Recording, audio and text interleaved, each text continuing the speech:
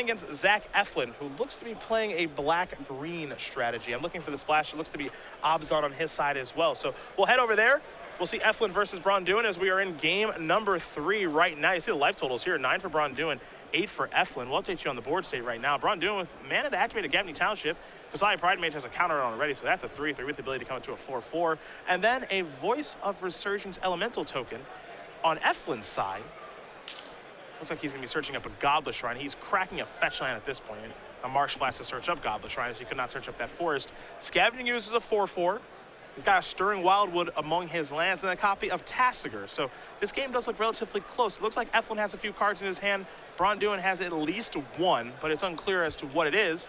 As we've got about 7 minutes left here in game number 3. Abrupt Decay is the card left over in Brian's hand. There goes Scavenging Uses. It did remove a copy of Voice of Resurgence. So it's unclear who's actually kind of leading things at this point, as Efland is at 3. Well, Brian is threatening lethal on his next turn. And Zach is not threatening lethal going to his turn, but Zach's got a couple cards in hand.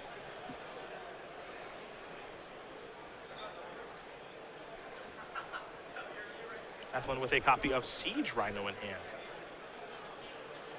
Picked up a copy of Windswept Heath for the draw.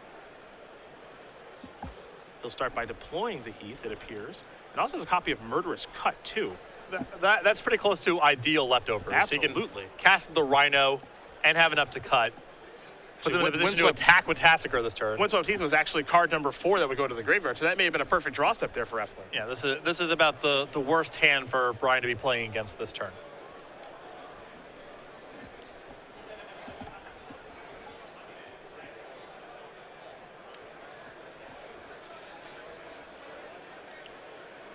Looks like Efland may be going with basic forest, and he will as he's down to 3.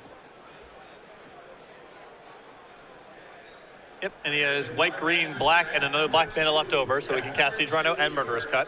He's going to attack here with Tassiger. Braun-Duin going to go down to 5. So long as Efland taps his mana correctly to be able to cast both spells, which it appears he has. He's going to leave a basic swamp here in this instance. He will deploy Siege Rhino. Efland's going to go up to 6. Braun-Duin's going to go down to 2. Pass the turn back. We'll see if Brian maybe wants to sacrifice the Windswept Heath as he rubs his hands together, hoping for a big draw right now. Take a draw step. Maybe something like a Eclectic Company would be good right now. Didn't get a great look at what Brian did draw. He'll start by sacrificing Windswept Heath. He's down to 1. A basic forest is what he's found. This feels like a copy of Court of Calling might be on the way. It is for 3. Why do I think we're going to have a Fiend Hunter join the battlefield? Oh, no. Fiend Hunter's going to target Siege Rhino. Uh-oh. Murderous Cut's going to target Fiend Hunter. Someone's going to get a Siege Rhino back, and that is going to do it. Zach Efland with a perfect combination of cards will take care of Brian Braun-Duin. Obzon going to take care of Obzon Eclectic Company. Wins the match 2-1, and Efland moves on to 3-0. A player who did top 8 Grand Prix Boston Worcester back in 2010. A limited Grand Prix back then, top 8 with his good friend Ben Stark, who ended up losing the finals of that tournament to Marlon Eagle. Congratulations to Zach. Very nice win there.